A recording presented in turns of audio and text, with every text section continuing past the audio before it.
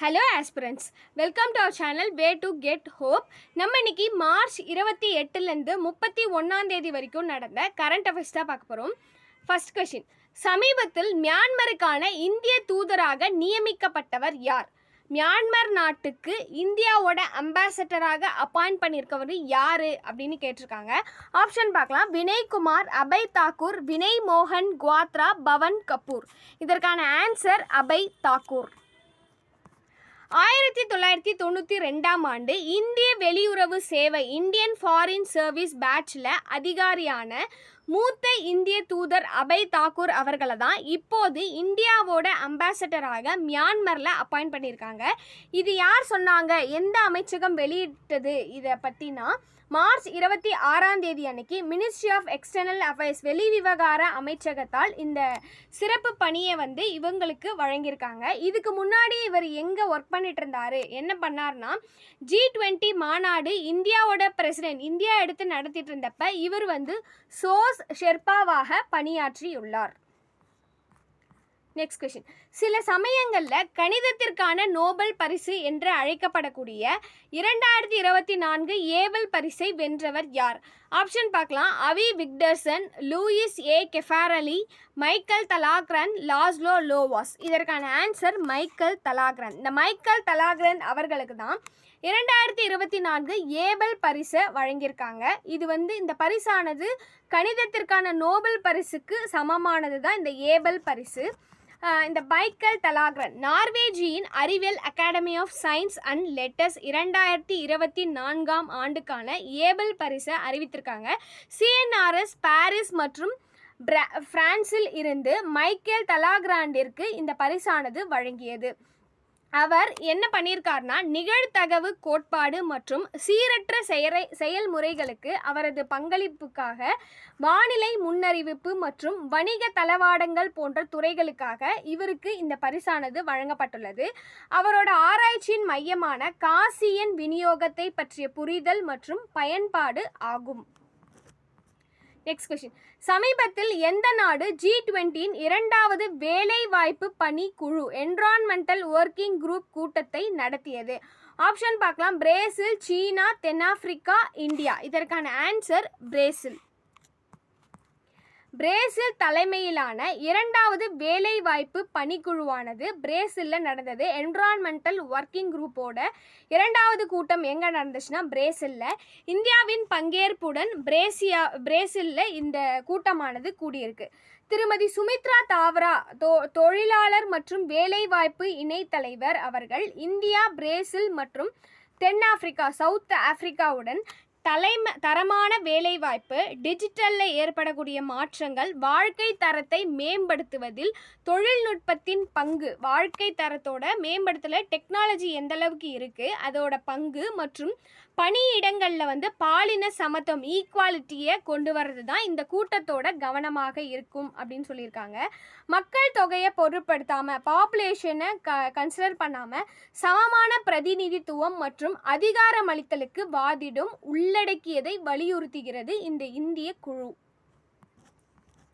Next question, சமீபத்தில் முதல் அணுசக்தி உச்சி மாநாடு எங்கு நடைபெற்றது? ஆப்ஷன் பார்க்கலாம். புதுடெல்லி, பிரசெலஸ், மாஸ்கோ, பெய்ஜிங். இதற்கான ஆன்சர் பிரசெலஸ். மார்ச் 21 அன்னைக்கு பிரசெல்ஸின் முதல் அணுசக்தி உச்சி மாநாடானது 34 நாடுகளின் தலைவர்கள் கூடியிருக்காங்க. மார்ச் 21 அன்னைக்கு பிரசெல்லஸில் சர்வதேச அணுசக்தி நிறுவனம், இன்டர்நேஷனல் அட்டாமிக் எனர்ஜி ஏஜென்சி மற்றும் பெல்ஜியம் ஆகியவற்றால் ஏற்பாடு செய்யப்பட்டது தான் இந்த உச்சி மாநாடு. இதில் நிகர பூஜ்ய உமிழ்வுகளை அடைவதில் அணுசக்தியை மேம்படுத்துவதற்கான உத்திகளை ஆராய்வது தான் இந்த உச்சி மாநாடோட நோக்கமாக கொண்டுள்ளது. இதன் இலக்குகள் COP28 தொடர்ந்து 20க்கும் மேற்பட்ட நாடுகள் அணுசக்தி பயன்பாட்டை அதிகரிக்க உறுதி அளித்துள்ளன. உச்சி மாநாடு வரிசைப்படுத்துதல் மற்றும் நிதி உதவிக்கான நடைமுறை நடவடிக்கைகளை வலியுறுத்துகிறது. தொழில்நுட்ப பேனல்கள் அணுசக்தியின் திறனை அதிகப்படுத்துவதில் ஆய்வு செய்துள்ளன. Next question.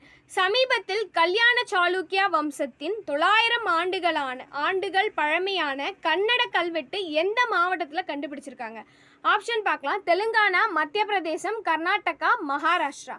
இதற்கான ஆன்சர் தெலுங்கானா. கல்யாண் சாளுக்கியா வம்சத்தை சேர்ந்த 90000 ஆண்டுகள் பழமையான கன்னட கல்வெட்டை தெலுங்கானா மாநிலத்தில் இருக்கக்கூடிய கங்காபுரம் அப்படின்ற ஊரில் தான் கண்டுபிடிச்சிருக்காங்க. சாளுக்கியர்கள் எங்கே ரூல் பண்ணிட்டு இருந்தாங்கன்னா சென்ட்ரல் இந்தியாவில் டெக்கான் பிளாட்டியூவில் தான் 6வது முதல் 12ஆம் நூற்றாண்டு வரை ரூல் பண்ணிட்டு இருந்தாங்க. இதில் இந்த சாளுக்கியர்களே 3 வம்சம் இருக்குது, 3 டைனாசிட்டி. என்னென்னா படாமி, கல்யாணி, வெங்கி சாளுக்கியா, படாமி சாளுக்கியா, கல்யாணி சாளுக்கியா. இதில் கல்யாணி சாளுக்கியர்கள் தான் முதன்மையான சாளுக்கியர்கள். இவர்களோட தலைநகரம் எங்கே இருக்குன்னா கல்யாணிலே இருக்குது. இப்போ ப்ரெசண்டில் இருக்கக்கூடிய பிதார் மாவட்டம், கர்நாடகா மாநிலத்தில் இருக்கக்கூடிய பிதார் மாவட்டம் தான் இவங்களோட தலைநகரமாக இருந்திருக்கு. ராஷ்டிரகூட பேரரசின் ஆதிக்கத்தின் கீழ் கர்நாடகாவில் பிஜப்பூர் மாவட்டத்தில் தர்தாவதியை ஆண்ட போது தைலபா II அவர்கள் பேரரசை நிறுவியுள்ளார். Next question. மைக்ரோசாஃப்ட் விண்டோஸ் மற்றும் சர்ஃபேஸின் தலைவராக சமீபத்தில் நியமிக்கப்பட்டுள்ளவர் யாருன்னு கேட்டிருக்காங்க. ஆப்ஷன் பார்க்கலாம். பவன் தவலூரி, பவன் விகாஸ், பவன் பதக், இவை எதுவும் இல்லை. இதற்கான ஆன்சர் பவன் தவலூரி. இவர் எங்கே படித்தார்னா ஐஐடி மெட்ராஸில் படித்தவர் தான் இந்த பவன் தவலூரி அவர்கள். இப்போது இவங்களை தான் மைக்ரோசாஃப்ட் விண்டோஸ் மற்றும் சர்ஃபேஸோட தலைவராக அப்பாயிண்ட் பண்ணியிருக்காங்க. மேரிலாண்ட் யூனிவர்சிட்டியில் பிஜி கம்ப்ளீட் பண்ணிவிட்டு சுமார் 23 வருஷம் கழித்து இவர் டவலூரி மைக்ரோசாஃப்ட் நிறுவனத்தில் ஜாயின் பண்ணியிருக்காரு. கடந்த வருஷம் மைக்ரோசாஃப்ட் நிறுவனத்திலிருந்து விலகிட்டு அமேசானில் சேர்ந்த இவர் பனோஸ் பனாய்க்கு பதிலாக அவர் இடம் பிடித்துள்ளார். Next question. ஆசியாவின் எந்த நகரம் ஆசியாவின் பில்லியனர் தலைநகரமாக மாறியுள்ளது? ஆப்ஷன் பார்க்கலாம். ஹைதராபாத், மும்பை, புதுடெல்லி, சென்னை. இதற்கான answer Mumbai. Hurun global rich list 2024 படி ஆசியாவின் மும்பை நகரம் தான் ஆசியா கான்டினென்ட்லே பில்லியனரின் தலைநகரமாக மும்பை நகரம் தான் தேர்ந்தெடுக்கப்பட்டிருக்கு. கோடீஸ்வரர்களின் எண்ணிக்கையில் 119 பில்லியனர்களுடன் எந்த கண்ட்ரி ஃபர்ஸ்ட் பிளேஸில் இருக்குன்னா நியூயார்க். 97 பில்லியனர்களுடன் 2வது இடத்துல லண்டன் இருக்குது. 3வது இடத்துல மும்பை பிளேஸ் ஆயிருக்கு. இதில் மும்பை ஆசியாவிலேயே அதிக பில்லியனர்களை கொண்டுள்ள மாநிலமாக செலக்ட் ஆயிருக்கு. உலகத்திலே 3வது இடத்தையும் பிடித்துள்ளது. ஆசியாவில் முதல் இடத்திலும் உலகத்தில் 3வது இடத்திலையும் பிடித்துள்ளது. 2023ஆம் ஆண்டில் மும்பையில் வெறும் 26 பில்லியனர்கள் இருக்கிறார்கள்.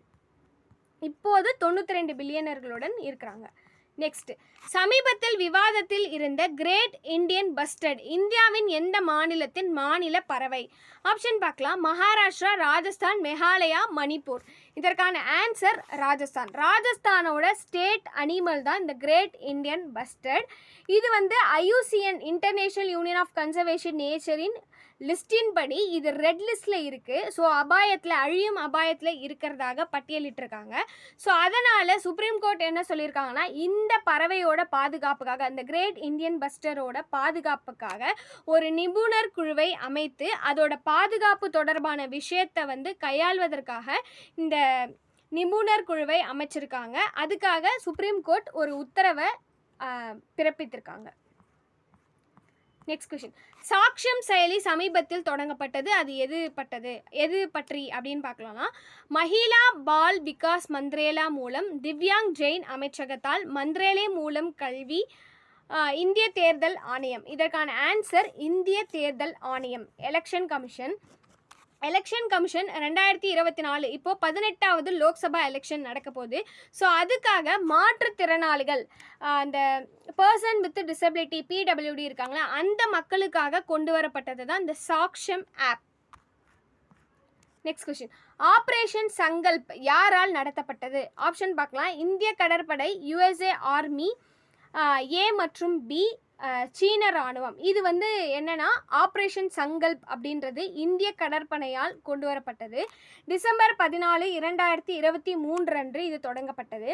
இந்திய பெருங்கடல் இந்தியன் ஓஷனில் இருக்கக்கூடிய கப்பல்களோட பாதுகாப்பை உறுதி செய்வதற்காக கொண்டு வரப்பட்டது தான் இந்த ஆப்ரேஷன் சங்கல்பை தொடங்கியிருக்காங்க இந்திய கடற்படை, இந்தியன் நேவி. இதன் கீழே வந்து அரேபியன் சி, ஏடன் வளைகுடா பகுதியில் அப்பகுதியில் வழியாக செல்லக்கூடிய மாலுமிகள் மற்றும் சரக்கு கப்பல்களின் பாதுகாப்பை உறுதி செய்வதற்காக இந்திய கடற்படையால் கொண்டு வரப்பட்டது தான் இந்த ஆப்ரேஷன் சங்கல்ப் அப்படின்றது.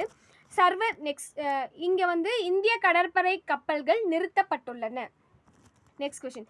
சர்வதேச வானியல் ஒன்றியம் இன்டர்நேஷனல் ஆஸ்ட்ரானமிக்கல் யூனியன் இந்திய பேராசிரியர் ஜெயந்த் மூர்த்தியின் நினைவாக டேஷ் சிறுகோள் என்று பெயரிடப்பட்டுள்ளது. ஆப்ஷன் பார்க்கலாம். 2005 X296 V4.2.8 பெல் ட்ரோஜான். இதற்கான ஆன்சர் 2005 X296. சமீபத்தில் சர்வதேச வானியல் ஒன்றியம் சூரியனுக்கும் அதாவது சன்னுக்கும் ஜூபிட்டருக்கும் இடையில் ஒரு ஆஸ்டிராய்டு இருக்குது 2025 X296 என்று பேராசிரியர் ஜெயந்த் மூர்த்தி அவர்களோட நினைவால் பெயரிடப்பட்டுள்ளது. இந்த சிறுகோளானது சூரியனுக்கும் ஜூபிட்டர் வியாழனுக்கும் இடையில் அமைந்துள்ளது இந்த ஆஸ்டிராய்டு. இதற்கு முன்பு இதுக்கு வந்து 2005 X296 என அறியப்பட்டது. சர்வதேச வானியல் ஒன்றியம் இன்டர்நேஷனல் ஆஸ்ட்ரானமிக்கல் யூனியன்ன்றது ஒரு உலகளாவிய ஒத்துழைப்பு மூலம் வானியல் ஆராய்ச்சி, அவுட்ரீச், கல்வி மற்றும் மேம்பாட்டை மேம்படுத்துவதற்காக நோக்கமாக கொண்ட இது ஒரு அரசு சாரா நிறுவனமாகும். Next question. தேசிய பேரிடர் மீட்பு படையின் நேஷனல் டிசாஸ்டர் ரெஸ்பான்ஸ் ஃபோர்ஸின் புதிய இயக்குனர் ஜெனரலாக அப்பாயிண்ட் பண்ணவங்க யாருன்னு கேட்டிருக்காங்க. ஆப்ஷன் பார்க்கலாம். பியூஷ் ஆனந்த், ஆனந்த் குமார், தினேஷ் குப்தா. இவர்களில் யாரும் இல்லை. இதற்கான ஆன்சர் பியூஷ் ஆனந்த். இந்த பியூஷ் ஆனந்த் அவர்களை தான் இந்த NDRF நேஷனல் டிசாஸ்டர்ஸ் ரெஸ்பான்ஸ் ஃபோர்ஸின் இயக்குனர் ஜெனரலாக அப்பாயிண்ட் பண்ணியிருக்காங்க. இந்த பியூஷ் ஆனந்த் அவர்கள் வந்து ஒரு IPS அதிகாரி. பியூஷ் ஆனந்த் உத்தரப்பிரதேச கேடரின் 1991ஆம் ஆண்டு IPS அதிகாரியாக ஆனார். முன்னாள் டைரக்டர் ஜெனரல் அதுல் கர்வாலுக்கு பதிலாக இந்த பியூஷ் ஆனந்த் அவர்களை நியமிக்கப்பட்டிருக்காங்க. இந்த நேஷனல் டிசாஸ்டர் ரெஸ்பான்ஸ் ஃபோர்ஸின் புதிய டைரக்டர் ஜெனரலாக தேசிய டைரக்டர் ஜெனரலாக அப்பாயிண்ட் பண்ணியிருக்காங்க. இவங்களோட டென்யூர் எத்தனை வருஷம் சர்வீஸ்னால் 2 years தான் இவங்களுக்கான டென்யூர். Next question. சமீபத்தில் வெளியிடப்பட்ட வருடாந்திர இந்திய காசநோய் அறிக்கையின்படி 2015 முதல் காசநோய் புதிய நோயாளிகளின் சதவீதம் எவ்வளவு குறைந்துள்ளது? இதற்கான ஆன்சர் 16%. 2015 முதல் இந்தியாவில் வந்து அதாவது நியூ டிபியால் அஃபெக்ட் ஆகிறாங்க அப்படின்றது வந்து 16% வந்து குறைந்திருக்கிறதாக சொல்கிறாங்க.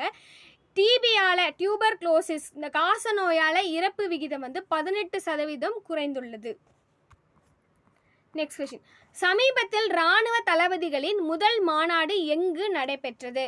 ஆப்ஷன் பார்க்கலாம். புதுடெல்லி, போபால், ஆந்திர பிரதேசம், ஒடிசா. இதற்கான ஆன்சர் புதுடெல்லி. நியூ டெல்லியில் தான் நடந்திருக்கு. இந்த ஆண்டுக்கான இராணுவ தளபதிகளின் முதல் மாநாடானது எப்போ நடந்துச்சுன்னா மார்ச் 28 அன்னைக்கு ஹைப்ரிட் வீடியோ கான்ஃபரன்சிங் மூலமாக தொடங்க போகுது.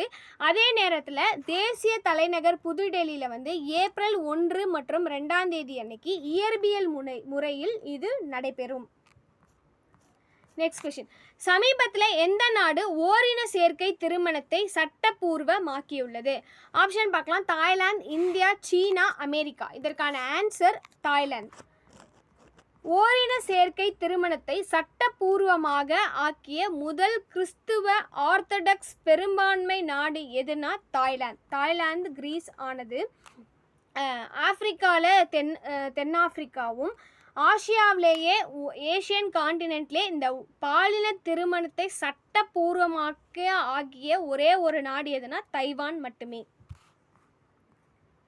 எஸ்தோனியாவின் பாராளுமன்றத்தில் ஓரின சேர்க்கை திருமணத்தை சட்டப்பூர்வமாக்கும் சட்டத்தை அங்கீகரித்துள்ளது. அவ்வாறாக செய்யும் முதல் மத்திய ஐரோப்பிய நாடாகும். இந்த வீடியோ பிடிச்சிருந்தா லைக் பண்ணுங்கள், சப்ஸ்கிரைப் பண்ணுங்கள். தேங்க்யூ ஃபார் வாட்சிங்.